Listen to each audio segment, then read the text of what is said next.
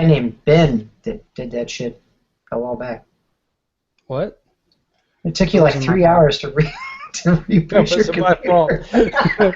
But I was like, You're "Oh, alive. time to update," and I was like, "Shit!" And then it's like, oh, downloading new update, installing the update, rebooting, installing some more shit, rebooting. Like, oh my lord! All right, welcome to the Practical Pistol Show. My name's Ben Stagger. I'm here to answer your shooting questions. Today, we got Tim Herron. Hey. We got Gaston. Hey. Facebook. Cool intro here. All right, here's what we're talking about today, guys. I got this email. Hey, Ben, I've been shooting USPSA for about a year and a half. Be production shooter. I've read Practical Pistol and am using it to improve my competition shooting. God damn it, he's only B class? Shit. All right, here's where I am. My accuracy has gone up by leaps and bounds. I seldom miss, and no shoots for hard targets. Hitting those is a rarity. I shoot a preponderance of A's with a few C's, almost never D's. Problem is I'm still just going too slow, and I can't seem to speed up. I'm beginning to think it's mental. I want those A hits and first-time steal, and maybe I'm subconsciously afraid to go faster. I don't know. The better shooters at my club constantly get on me to speed up, but I can't seem to do it. It's fucking maddening, and I don't know how to take that step. Absent you or Matt kicking me in the ass, do you have any suggestions? Is it simply a matter of just manning the fuck up and going faster? Or is there a technique I can employ that would help? I'm stuck. If I can't speed up with good hits, I'll be stuck in Okay, we got it. forever. Okay. Gaston, okay, go. we got it. He wants to improve. Okay, he wants to shoot faster.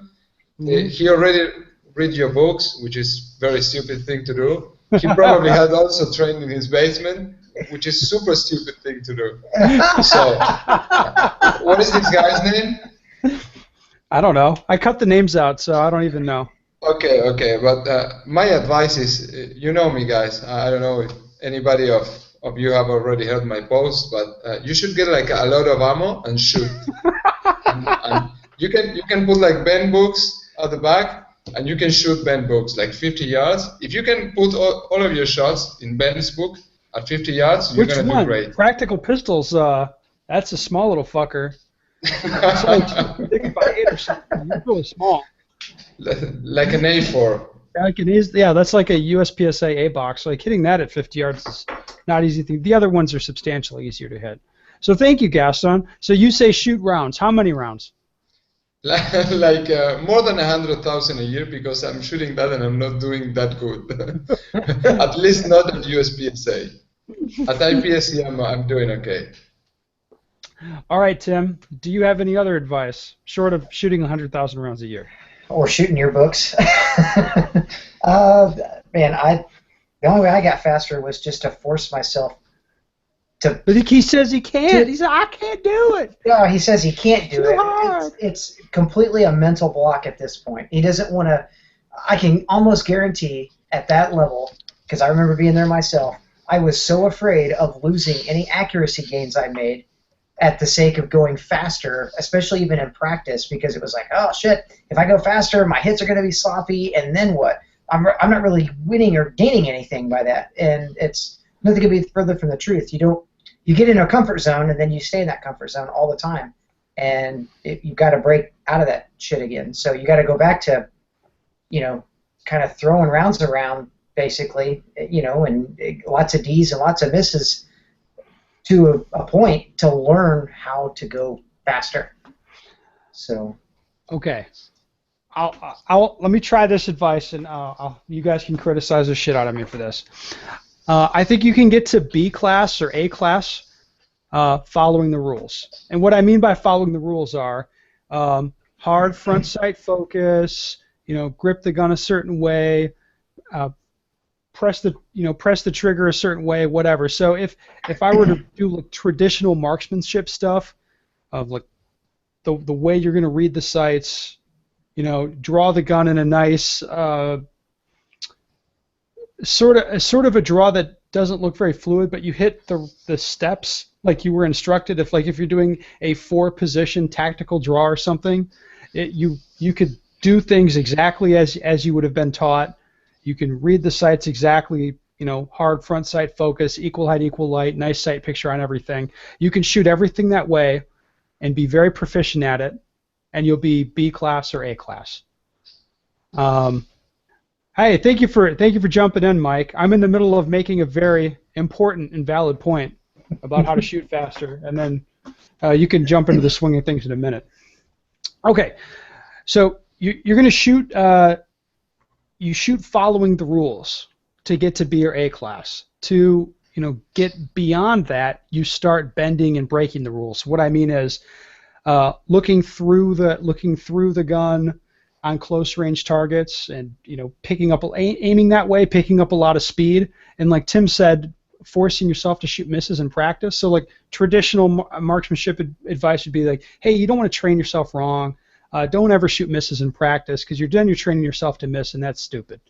But for us, like when you want to go really, really fast, it's you're going to push yourself to the point of where you really fuck up, where things go sideways, you shoot misses, and then you have to figure out why those things happen, learn from them, and continue to drive forward. So learn to bend and break, in many cases, the rules on certain types of targets and figure out exactly what you can get away with, and that's how you're going to pick up speed.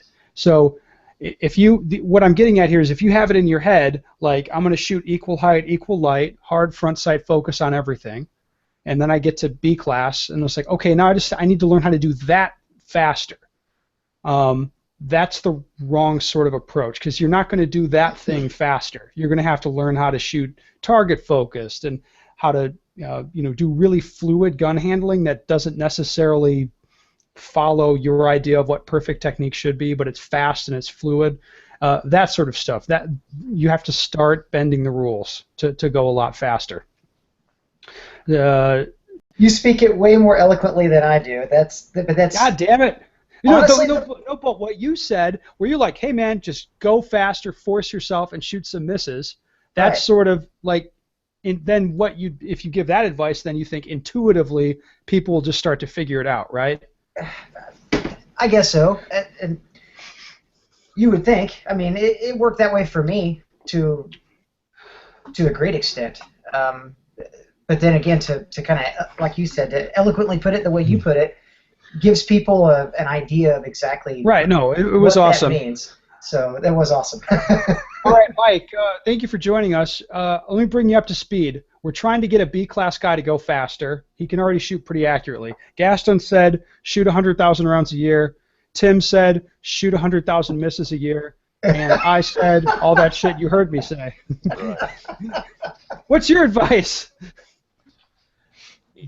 To draw that together a little bit, if you're not reaching and stretching and pushing to get faster at making acceptable hits at different distances, then you're staying in your comfort zone, and you got to come out of that comfort zone to get any better.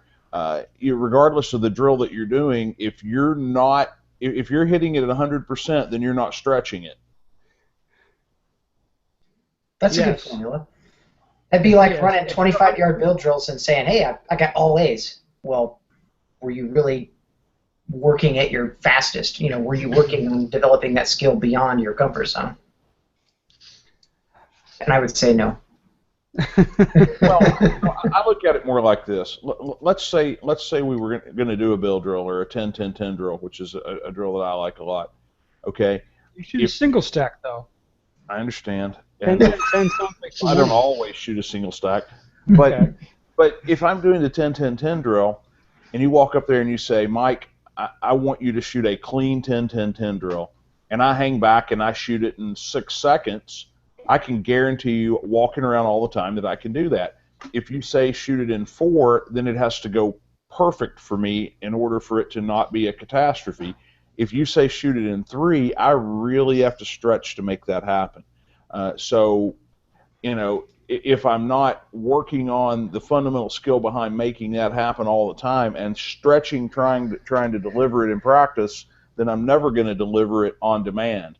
And so if you're walking around comfortable at 6, you really should be walking around uncomfortable at 4, for example. Gaston, When you started, were you inaccurate or slow or both? No, I was lower than inaccurate, and I remember trying to push the limits. Gaston, I had to interrupt you for a second. The reason I bring this up, Gaston, guys, Gaston's a special case. And I say this with respect and love for Gaston. I really like the guy. But what's interesting about him is he came from like the bottom of the barrel as far as shooting ability, and he's one of the few top guys that I've heard of who did that. So so if you go to your club match, you just look at the person at the bottom of the results, like the person who shot like 35% or whatever. That was Gaston at one point. In Argentina. In Argentina. Not in the US. Which is like 20% in the US, right, Gaston? Not now, because I'm shooting and we have another top guys, but back then when I was shooting, yes, it was like 20% below the US. Yes. Right. Mike, do you know anybody who's come from like, low D class to rise to super squad status? First super squad? No. B squad. Let's say the B squad squad. we were in wasn't really the super squad, okay? We didn't get any cameras. We just had Ben, and that is not like much. Jesus. Mike, can you think of anybody? Because I think it's unusual. I have one particular friend who started as a D class and struggled, and through work and perseverance, with little natural talent but a lot of work ethic, became a multi-division grandmaster and will likely be the third person ever to be a 6th division grandmaster. He earned it. I got to master on blind, stumbling speed alone, and I had to go back and teach myself how to shoot. It's yet to be seen whether I've achieved that or not, but it's certainly two different ways to get to the same result. So yes, I've seen people make it, into the top 20. Let's just say the top 20 from D class. But it's not normal, is it?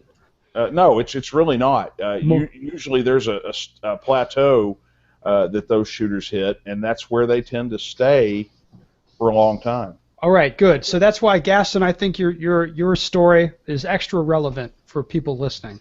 So I got 5 years of B or C U.S. class back in Argentina. Okay, it would be the equivalent of your C or B class, and then I tried everything back then. Like I tried shooting accurate, I tried shooting fast, anything that I could do, but it didn't work out for me.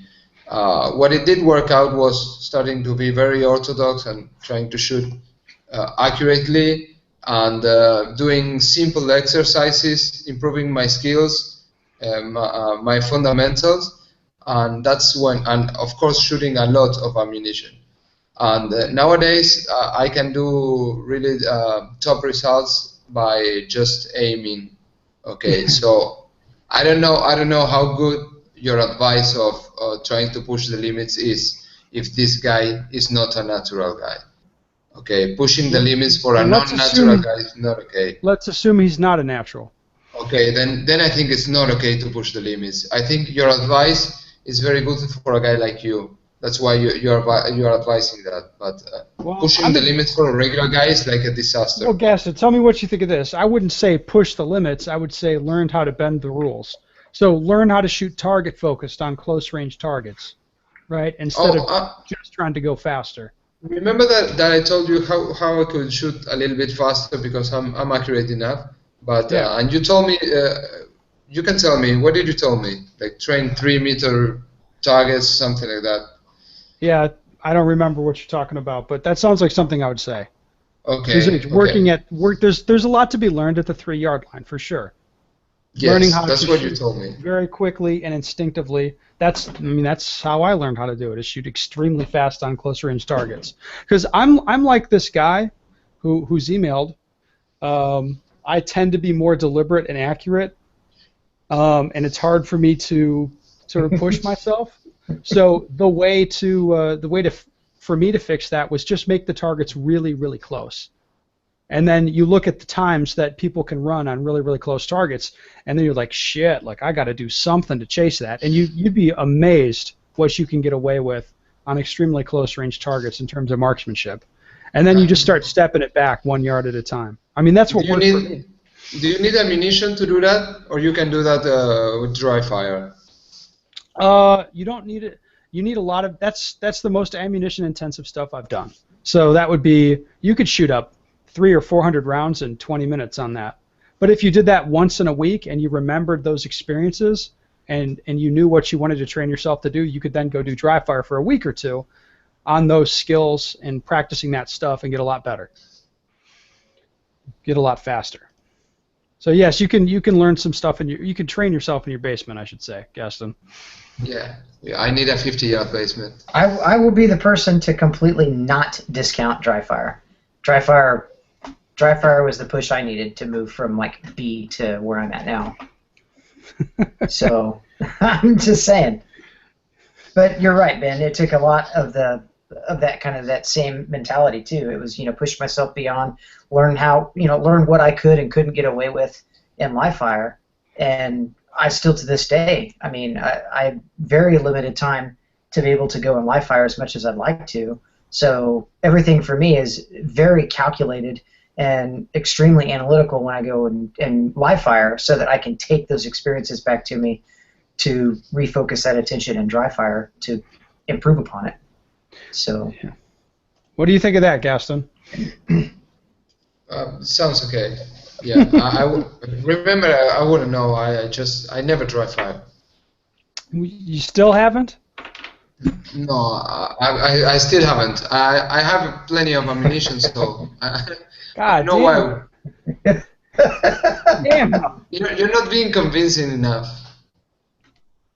Why, if I have ammo, should I dry fire? That's a nice question.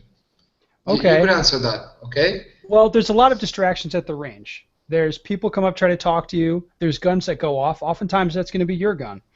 And that can be distracting if you're trying to work on particular things. So you can train yourself in the comfort of your own basement without having those distractions. So, for example, if I'm working on really paying attention to hitting the top of my safety with my thumb when I draw the gun, so I'm working on a really nice consistent grip when I draw, I don't need to shoot any ammo to do that. Actually, it's counterproductive, because then I have to pay for the ammo, then I have to go paste targets, and I have to drive to the range to do that. It doesn't serve me if I'm working on that particular thing to go shoot ammo. So okay, time off. I can just drive time off. Yes. I live in a major city. Does it look like I have a basement here in my shitty apartment? What right. would you say? Right. Okay. So then for you, I would say use miniature targets and put them on your wall. What? Yes. No ammo, miniature targets. Yes, miniature targets. I'd rather play golf. I happily sell those at the Vince Finger Pro Shop. See, this here is a miniature target. Yes. A very, very miniature target. Dude, that target makes your hands look so big. I know, right? It's like a... Mike, do you dry fire much? I don't. Mike, do you practice much? Mike for president. Well, I practice more than Chris Prater, but I don't practice a whole lot. You know what I say about the guys who are shooting a match every single weekend. Yeah. Yeah, it's probably not doing a whole lot of practice. I mean, there's barely time to reset. You come home, dump one bag out, load the stuff back in there, and go out to the next match, and you don't get a tremendous amount better at any one particular thing. You do get a lot of pressure, match pressure shooting that way.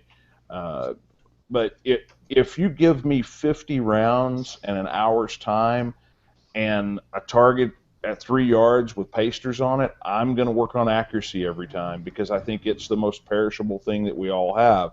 The mental game doesn't fall apart. The footwork doesn't fall apart. Stage planning and all that doesn't fall apart. But what does fall apart is your ability to make very difficult shots at speed. And so I tend to think that if you dry fire and you're not confirming it periodically at the range, then you'll get to a point that I did many years ago, and that is I could do a 6/10 reload on the ironing board in my basement, okay? But when I got out to the match, I could never put 6/10 between two A's on a target.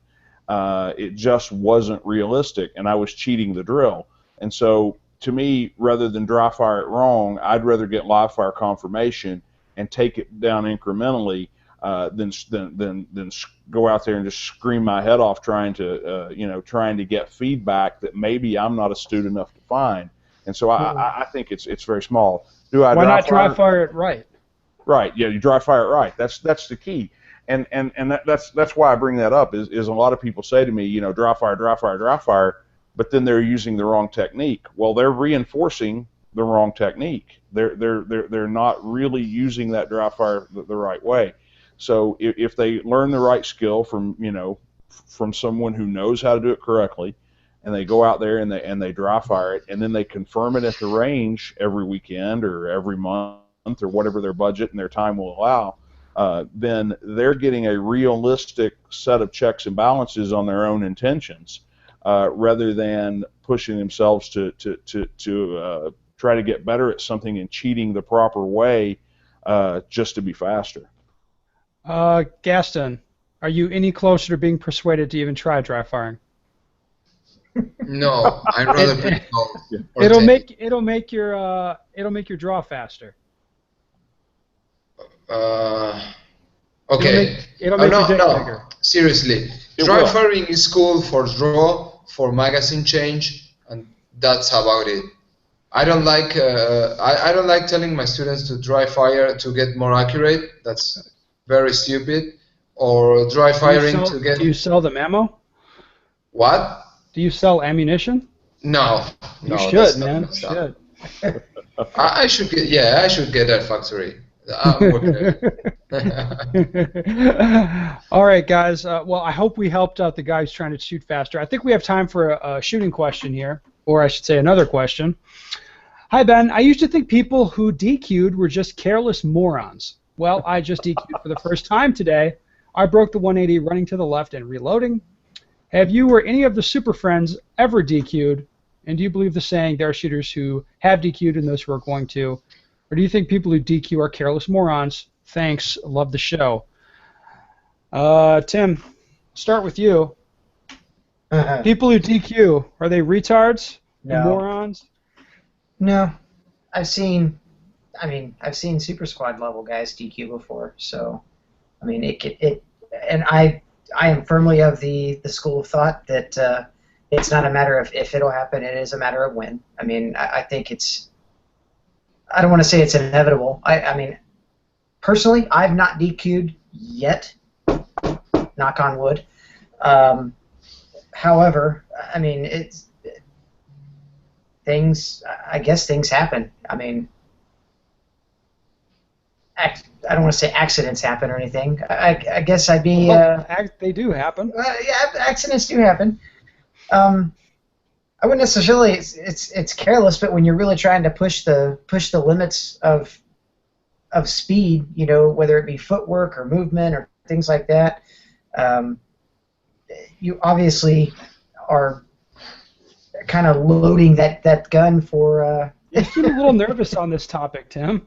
Well, I hate talking about DQing. I don't like it. I don't like this subject. Don't be afraid, Tim. Is there any reason for that? It's okay, buddy. No. Honestly, I haven't DQ'd yet. Oh. And I don't want to say yet like I'm planning on DQing. It just. Oh, Jesus Christ! You're weird. You're weirding me out, Tim. I foresee it could possibly happen to anybody. Of course, yeah. It potentially could happen to everybody at some point in time or another. I mean, when you're pushing the limits of speed and what you can do, you're like I said, you're kind of setting yourself up for disaster to possibly strike at any time. So, Mike, you're a pretty seasoned guy. I would be surprised if you haven't DQ'd. For how many matches you've shot? I have twice, both many years ago. Different circumstances each time. Are you a retard, Mike? No. All right. Well, that answers It answers the question. Right? Would you say you were being careless when you DQ'd? I would say that I was not being careless. I would say that I was pushing a little bit too hard, and you end up 181 degrees on the last target of a match, deep in a bay somewhere. DQ is such a broad brush because if you DQ because you dropped your gun on the draw, or you DQ because you fired a round through a wall, or you DQ because you tripped and swept yourself, both of my DQs, one was a 180 and one was a round not hitting the backstop. That rule has since changed to within 10 meters. My original DQ wouldn't have stood 10 meters, 3 meters, 10 feet. But, it's such a broad brush. We all saw a DQ this past weekend where a guy's knee went out. Oh, yeah, that was an interesting one. And he maintained a really good grip on the gun and a straight finger, but when his knee went out, he reactively and instinctively tried to catch his balance, and when he did, his muzzle came all the way back behind him. He was doing everything he thought to prevent it, but the sheer physics of his body bending the way it did, broke the 180, and we all saw some muzzle. Nobody got shot. I'm certain he learned from it. It was a glorious muzzle. It was about this big. It must have been like 600 caliber. But we have the rules the way they are so that we catch things at 181 degrees so that we don't end up 300 degrees shooting behind us. And when the rules are as inflexible as they are and the game is dynamic as it is, it's bound to eventually happen. It's just important to me every time that the shooter get back on the horse, that they learn from it, and that it not become a repeat issue. Over the years, I've seen guys who would show up, and be DQ'd 3 or 4 or 5 times. Those guys need to take a solid look at what they're doing and slow the freak down a little bit. Gaston. Okay, I have bad news for this guy. What?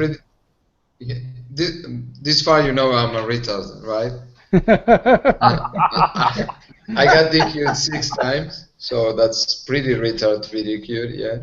I got DQ'd for 180, accidental discharge, dropping my gun in a drawer, handling ammunition in the security area. That, by the way. Handling ammunition in a security area, handling the gun outside a security area. Jesus Christ. Anything you've not done? Accidental discharge when reloading. Have you ever shot a ranger officer? You're making that up. He's not telling the truth. No, I'm not making that up. I swear to God that I'm not making that up just to be funny. Wow. You do, I am not. guys, we have to remember, he did start at the very bottom, as Ben so eloquently explained to us. No, it's 100% true. Everything. He's had to there's learn. Like good shooters, and then there's bad shooters, and then there's like terrible shooters, and apparently there's like really terrible, dangerous shooters that you don't want on the range. And Gaston was one of those. Gaston level. That would be like Gaston level. Between skill and safety. Go ahead. Are they always directly proportional? Skill and safety? Mm-hmm. Yes. They tend to be, yeah. It tends to be that the better shooters are way better with the safety rules because it's tough to win matches if you get DQ'd. Right? Yes. It's tough, man. Oh, man. I have to say I'm not down on anybody for DQing. I mean, as long as it's not one of those people who, like, maybe Gaston will be one of those who's getting that rep where he's like, Jesus, watch that guy. But people DQ a couple times, and it's on the path to learning and getting better. Like, it shit happens, and. But they never DQ me twice for the same thing. That means you're learning. I learned from every DQ. Unlike the Nationals, where you couldn't learn how to count how many shots to shoot at targets, apparently, no matter how many penalties. I'm working on my Virginias now. Maybe next time, instead of 12 procedures, I will get just 5. So stupid. No pickup shots. That's crazy. My sights were not right. Where can I get a pickup shot? I just pumped the damn thing. Oh, my sight was not right. And you know what the worst thing was? That I had 3 alphas in the Jesus Christ, Gaston. All right, guys, that's a good time to leave it. If you want to get with Gaston, he's Gaston, or is it GQV IPSC? He's on Facebook. Search that. Foley is at president@uspsa.org to email him, and Tim Herron is at hopkinsshooting.com. I knew that was coming. BenStegger.com for me. Send me an email. Love to answer your shooting questions for you. Thank you guys for coming on. I really appreciate it. Of course. Help make this every show is fun. Jesus.